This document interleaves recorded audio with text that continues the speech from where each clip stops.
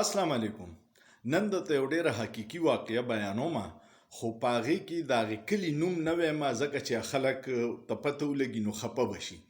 په یو کلي کې یو سړي ډسپنسر کورس وکړو او میډیکل سټور یې کولاو کړو. نو د هغه پلار ډېر خولور و، هغه به دا چل کو چې یو قسم به یې د هغې زوی مارکیټینګ کو. نو په دې بس کې به د مردان نه کېناستو، یو طرف ته به تلو، تخبې ته به راتلو، بل طرف ته به تلو او خلکو نه به یې تپوس کو چې یاره په دې علاقه کې یو هلک راغلی دی، خدای والا په لاس کې ډېره شفا اچولې ده. بیا به بل ګاډي ته وختو. د هغې علاقې خلک به پوه شي چې زه کومه علاقه یادوم، خو نوم یې هسې نه علمه.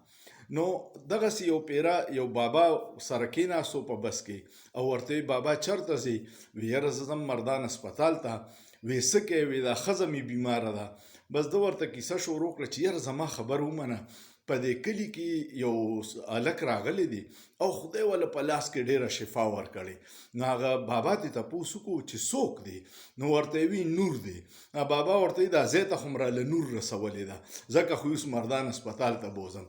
دا واقعه مې په دې ووي چې په دې 75 ساله کې موږ دا خیال و چې دا موږ ته به دا مارکیټینګ کېدو چې دا یو خلک دی او دوی دا ملک ټیک روان کړی دی، کنیار څه به خراب و. اوس پته ولګېده چې دا غرق هم ملک د دې خلکو د لاسه دی. الله دې په دې ملک باندې رحم وکړي. پاکستان ډېر ګل ګلزار وطن دی، خو څه خاص خلکو د لاسه تباه دی. پاکستان دې زنده‌بادي. سوچ پې وکړئ، په سوچ کې څه ګناه نشته. شکریه.